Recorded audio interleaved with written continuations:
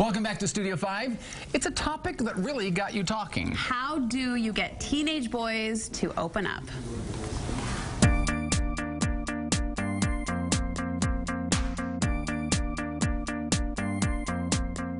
When we tossed out the topic of teenage boys and communication on the Studio 5 Facebook page, you responded loud and clear.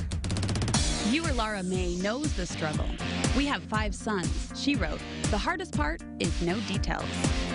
Andy Beckstrand loves the teenage stage and advises not to take responses that can seem rude or disrespectful personally. "Those reactions are just offensive," she wrote. "Say I love you in every conversation and in every text." Texting is the ticket for mom and Studio 5 viewer Coley Ryland, who admitted sometimes it's just easier to talk when we're not face-to-face. We liked Lisa Clausen's idea to host an informal porch talk. We sit out on the front porch either with hot cocoa or lemonade, depending on the weather. The front porch can offer a semi-private conversation, which is exactly what teenage boys want. They tend to open up and talk longer if food and laughter are involved. For Tammy Evans, carpool time is crucial. "When you have a car full of teenage boys, they don't edit anything," she says, "so I learn a lot. We have great talks in the car."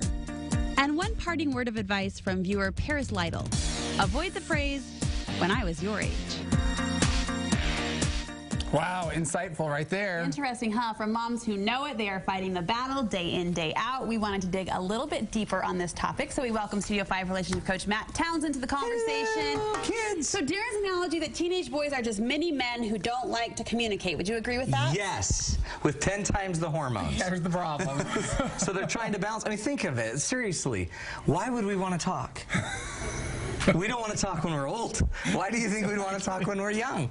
Come on. It's messed up. All right. So 5 keys. Now, the interesting thing, my keys are the exact same thing you heard everyone talking about. We've got the right ideas. The problem is we've got to kind of put them all in a context. Okay, so let's set the context. Rule number 1, you've heard me talk about this a lot. You don't follow the lead of the most relationally challenged. Got it? In any relationship. In any relationship. So a teenage boy is fairly relationally challenged. So we're not going to follow their lead. Even though they don't want to talk, we don't have to make them talk, and we'll get into that. But we also don't need to get mad because of it. We don't need to ignore them. We don't need to fight them. We don't need to let it affect us because they are not talking. They're being perfectly normal. The problem is you're not seeing that this is normal for them. So the key is normalize the fact that they're not wanting to talk. So you say your motivation is key in how you approach the conversation. The motive is huge, because if your motive is a motive of trying to get someone to talk instead of trying to get somebody to understand somebody, that's going to be a problem. Your goal of getting me to talk is not my goal. That's your goal. So check your motive. My goal is I'm totally open to let you understand me more, but it doesn't have to be through talking. A lot of times women think we have to talk in order to understand. Men understand we don't need that.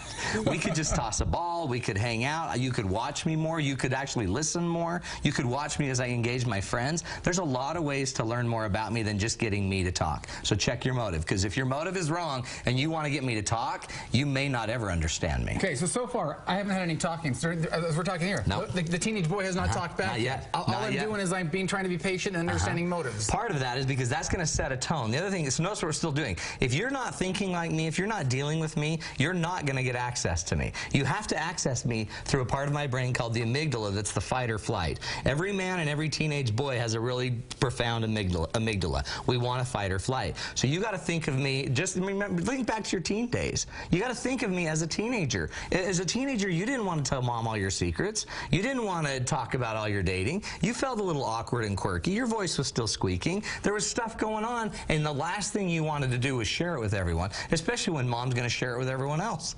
So think like a teenager. So once you get your head around it, you realize who I am, you got your motive right, and you're thinking like me, then let's start to talk. One of the best ways to get a teenager to talk, and you heard a lot of moms mention it, is what I call distract with action, also known as distraction.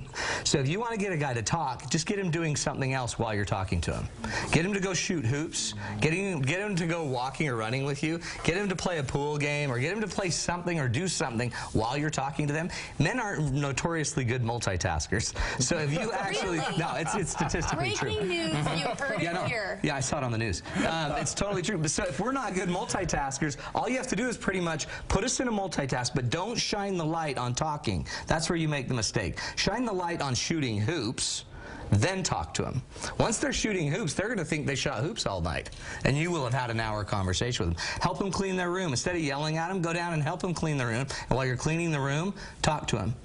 Okay? All of a sudden, they'll do it. That's how, in fact, that's how we fall in love with our dates, is by going bowling, and then we're talking. We thought we were playing miniature golf, but you were talking to us the whole time. Got it? So distract us. And then the last one is you've got to play by our rules, okay? Some of our rules are, don't tell us, don't make us look you in the eye. Eye to eye is kind of a dangerous thing if you think about it. So if you're sitting on the porch looking out at the street, that's fine because you're both staring That's at exactly something right. else. So that's a great way to do it. See, but think about it. How many times do you see two men eye to eye?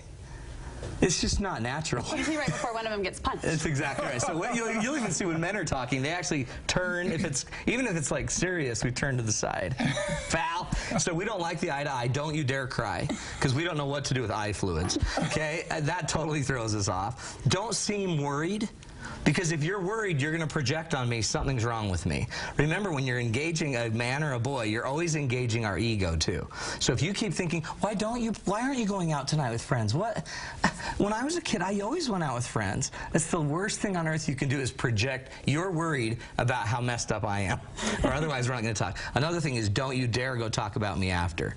Don't let it get back to me that you're talking to the neighbor lady, that you're talking to dad, and it's coming back to me about what we talked about. You've got to maintain that Loyalty is a huge deal with guys. So if you think about it, they're fairly basic rules, but don't chase us, don't follow us.